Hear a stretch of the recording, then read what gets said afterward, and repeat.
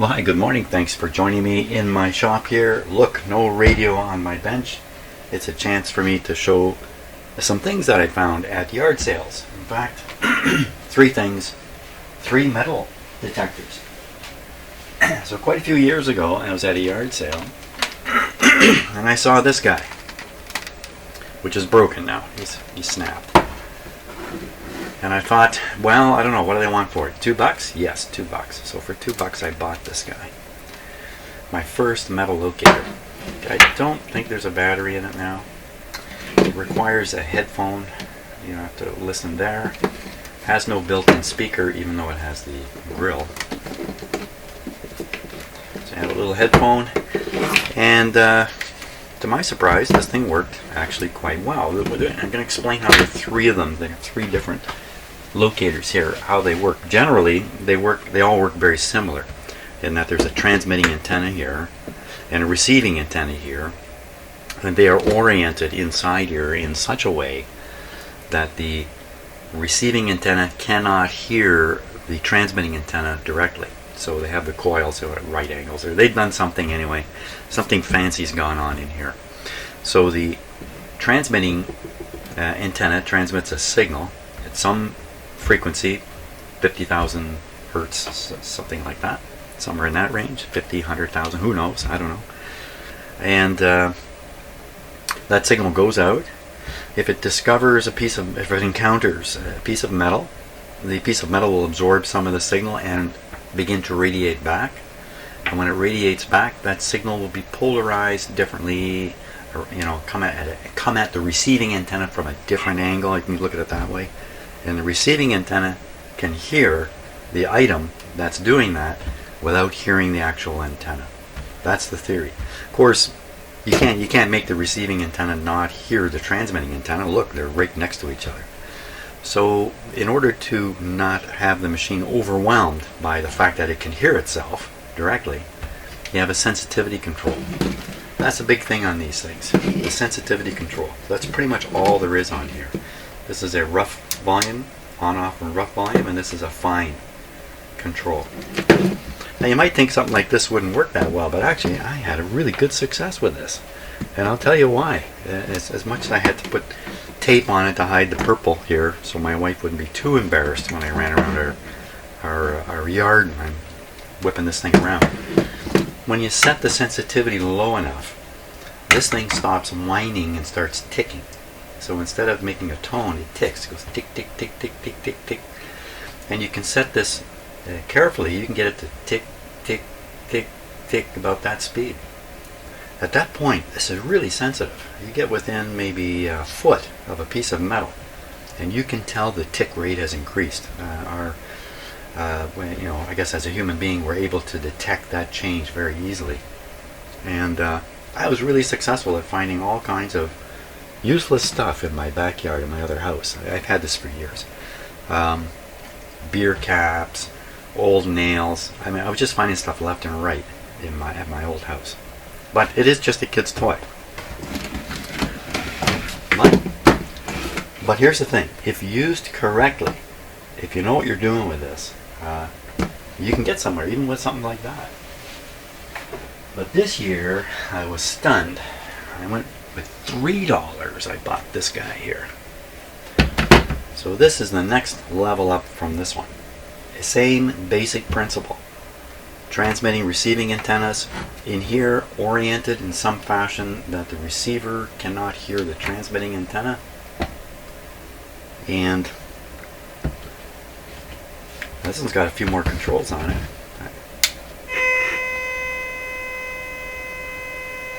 It's got the peak control.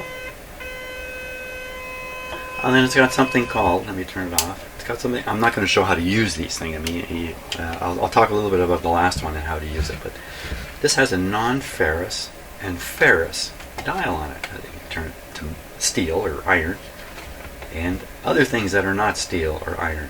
Now that gives you a chance to avoid all the beer caps and rusty nails in order to find the nickels and the dimes.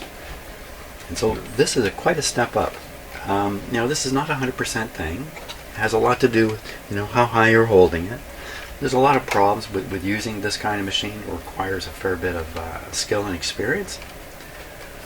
You know, the most, I guess the worst part is just getting closer to the ground, even with no metal, can set it off, because so you need to spend time on these kinds of guys to get them to work well. But I found a few things with this. I found this one to be really awkward to use. When you hold it like this, you're straining your wrist and forearm, something terrible, holding all this weight out there. What I ended up doing was holding it this way, believe it or not, holding it absolutely backwards, so it would hang from my hand. See, I'm just kind of hanging from my hand, more or less. So, and I found by doing it this way, I didn't get the strained or whatever. I just used this around my yard. This extends out. It's not made for short people. So this guy was made, this is probably from the early 2000s. This one is 75 or so. It came on the market, and I think they made these up until 85, something like that. So this is fairly old, but this was the breakthrough machine, the style, the technique anyway, that took metal locating up a big step, simply because you could kind of ignore the iron signals here. How does it do this? What they realized is when the signal is sent from the transmitting antenna into the piece of material and then it returns, that there could be some kind of effect because of the type of material. And I think it has something to do with the phase of the signal coming back. So you're sending a 60,000 hertz signal down to it, and it's coming back not quite in phase, depending upon the kind of material. And so this is something, some kind of phase sensitivity control or something. I don't know. I really have no idea how it's really working. But that's how this machine knows the difference between iron and non-iron. Phase relationship between the signal coming back. Something of that sort anyway. I mean, I don't have it 100% correct enough. The big deal with this one is you can ignore the iron. Well, to some degree. So that's what $3 got me. I'm going to show you what $4 got me. Yeah, $4. I talked somebody down from $5 to buy this one. Okay, things have gotten really serious now. So this is a modern machine. You can buy this exact unit brand new still in the store. This is a Discovery 220. Listen, I'm not in any way trying to sell this stuff or anything like that. This is just what I bought at yard sales, nothing more than that. This one is an example of the state of affairs here with this technology. Not only can it separate out, say, iron and steel from other materials, it can tell what those other materials are. It's really cool. Let me turn it on here. Okay, now we're not going to get too far here in my shop with it. You see there's a little pointer here.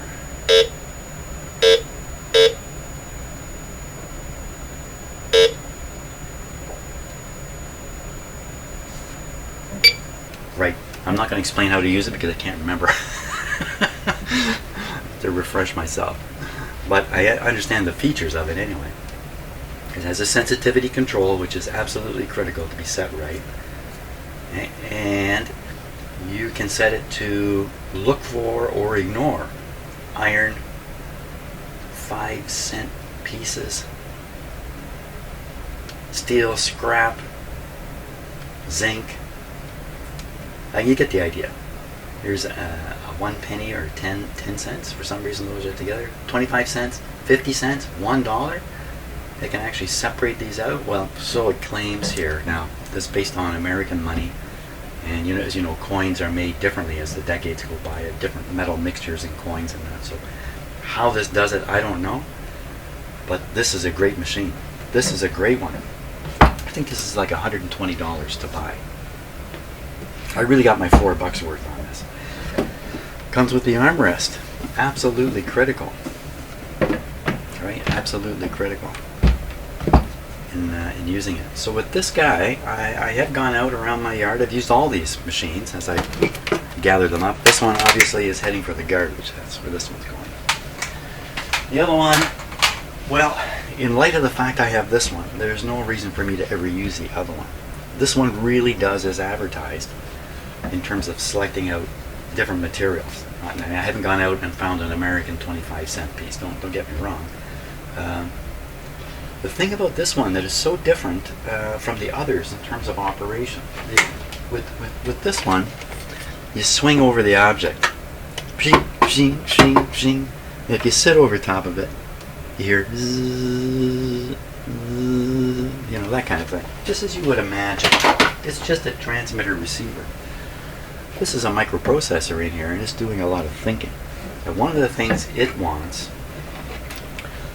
a change in the signal. But it doesn't want you to hold it like this. It wants you to go over it like this. Back and forth, back and forth, back and forth. And so that's obviously pushing the signal into the item you're detecting and then listening to it come out. And I guess with the motion, the variation in the signal strength, that provides enough information for the microprocessor to analyze the situation in terms of the phase of the signal coming back and whatever other tricks are going on in here. I'm not an expert in these things by any means. So I managed to fit this on my bicycle. There's a way for me to strap this on my bicycle. You wouldn't even know it's on there, in fact, unless you look close. And I can ride along, go to a location, which I did. I picked an interesting location at the side of an abandoned railway. In fact, the tracks are gone. It's now a bicycle path. And I rode about 10 kilometers from here, from my house, with this guy, to get to a spot where I'm pretty sure there once was a station or a stop or something going on. It's a place called Utah, spelled very odd. Utah, here, just north of Aurelia. Anyway, stopped there, and alongside where the tracks used to go, I got busy with this. And I found a whole raft of things. Nothing terribly interesting except one item. And that's what we're going to end this video with, looking at this last item. Okay, so now the railway I'm talking about was a very early railway built in the late 1800s, maybe even earlier. And so the town that was there is completely gone. Buildings are gone. You wouldn't know there was a town there. So stuff went on, and now it's just kind of flat bushland, if you like. And there I found this guy here. I have no idea what this is yet. This is exactly what it looked like when I found it. So we're going to take a closer look at this. What did I find? It's about 2 inches down in the soil. Let's take a look and see if we can figure anything out about this.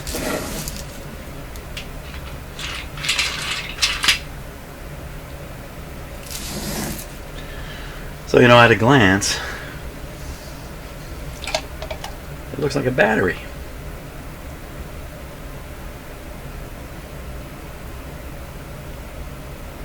It's a battery or a capacitor. Now, what would a capacitor be doing buried at the side of a railway track? This might have been in the ground for 50 years. I have no idea what.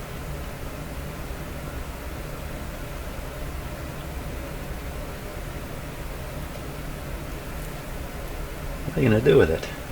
Clean it up a bit. Maybe I'll hose it right down. Why not? I'll hose it and brush it down, and we'll see what it looks like after it's cleaned up. Let's see. Maybe there's gold inside there.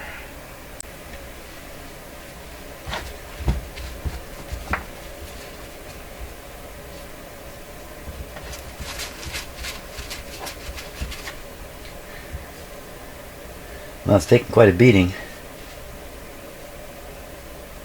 Oh, there's a name on it there. T-O-B-E. We'll look with a close-up camera. We'll see that. That's a big hint. So clearly 2 electrodes, insulator underneath. It's got to be a battery or a capacitor. So it looks like it's meant to be soldered into place. It would look to me like it, most things you find alongside a railroad was dropped by the railroad guys, and they just don't want to take the time to go looking for it. So flares and things like that, this is probably the case. So this might be a battery, and the guy pulled it out of his pocket and dropped it right away and didn't bother looking for it. And now I've got this big crack in the case here. I don't see any other writing anywhere on it or any other markings, but that's pretty good. Let's take a closer look at that. Let's see what we can figure out of it. Here we go.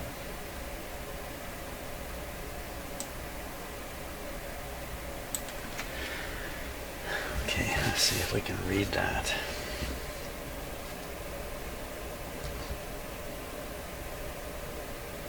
Well, it looks like TOBE.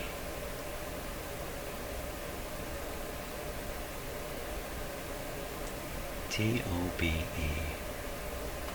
There's some kind of a... It's like maybe a hole is there, and maybe that, I don't know, looks like a soldered up hole.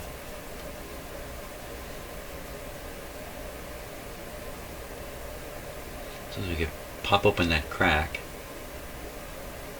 and find out if there's what's inside.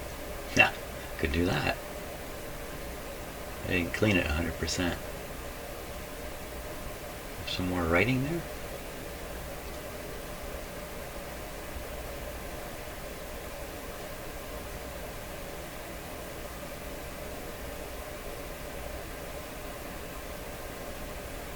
Looks like scratches. TOBE. Well, I'm going to hunt around the internet a little bit here and see what I can find out about that.